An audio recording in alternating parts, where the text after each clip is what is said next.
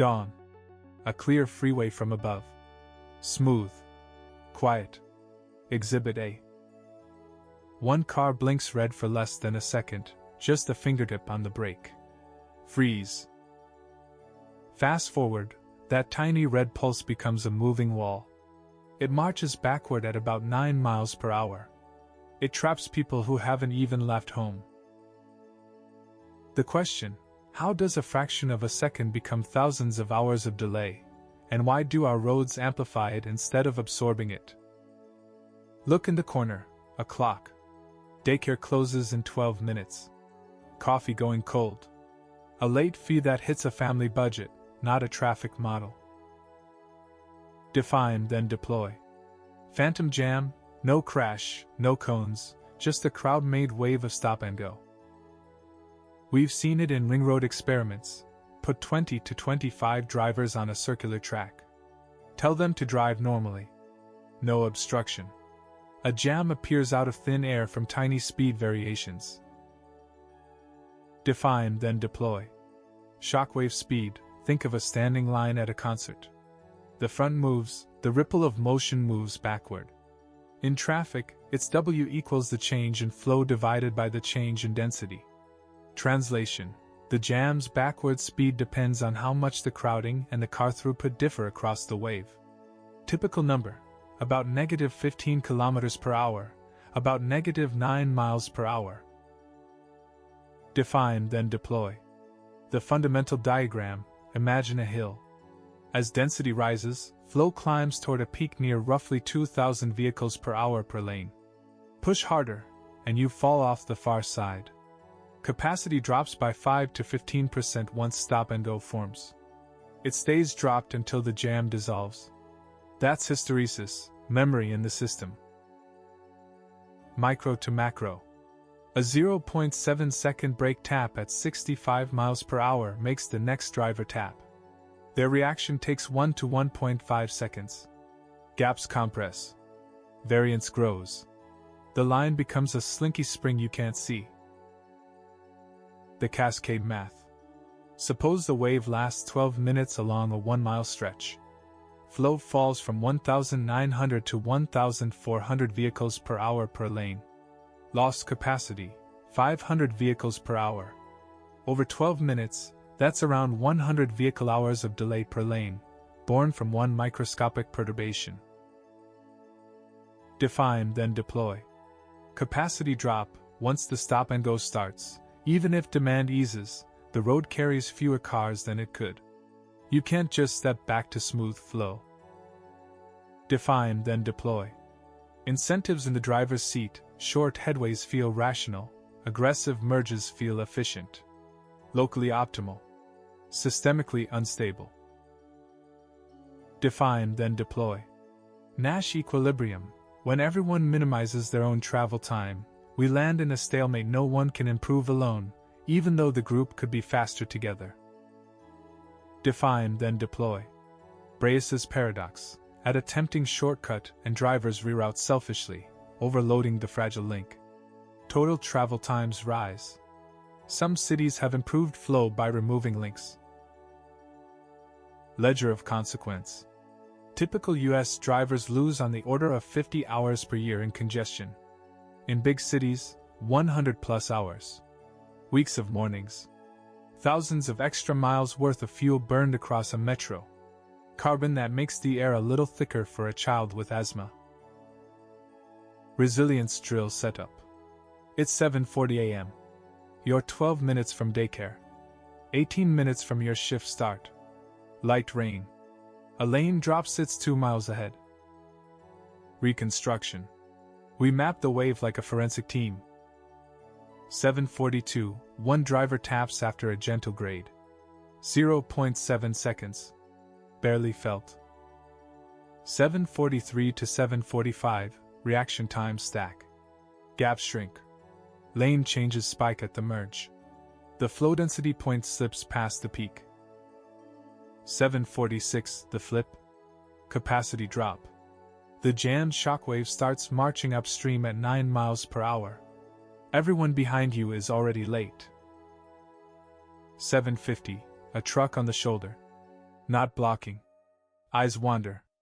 Micro brakes harden the wave's edge. Here's the pattern. Roads are not pipes.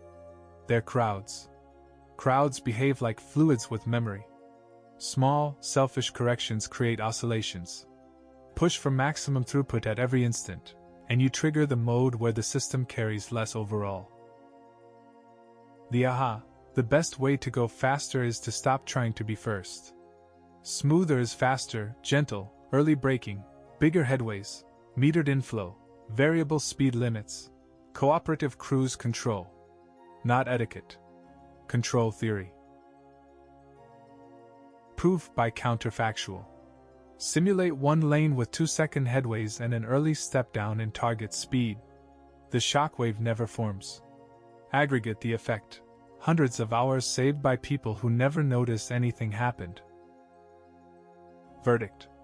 We built a system that rewards split-second advantage and punishes patience. Physics turns that incentive into a tax, paid in hours, fuel, and stress. Follow the chain to the kitchen table. 1 brake tap. You arrive 18 minutes late. A $25 daycare late fee. A missed meeting.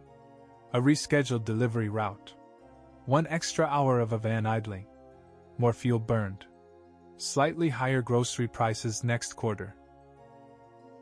Policy and tools defined, then deployed. Variable speed limits, upstream limits create a soft brake dome that keeps flow below the peak and prevents capacity drop. The counterintuitive sign, 50 here can beat 65 there. Ramp metering, a 3 to 10 second pause at the ramp smooths inflow and can add 10 to 20% throughput on the main line during peaks. Congestion pricing, a small price at the right hour shifts a few percent of trips. That margin prevents the flip, saving everyone time, even those who don't pay. Cooperative and adaptive cruise control, target a time headway and avoid last-second braking. With even 5 to 10% adoption, models show measurable wave suppression. Network design with BRAIS in mind, stop chasing shortcuts. Remove or retime links that lure drivers into unstable patterns. Optimize the network, not the path.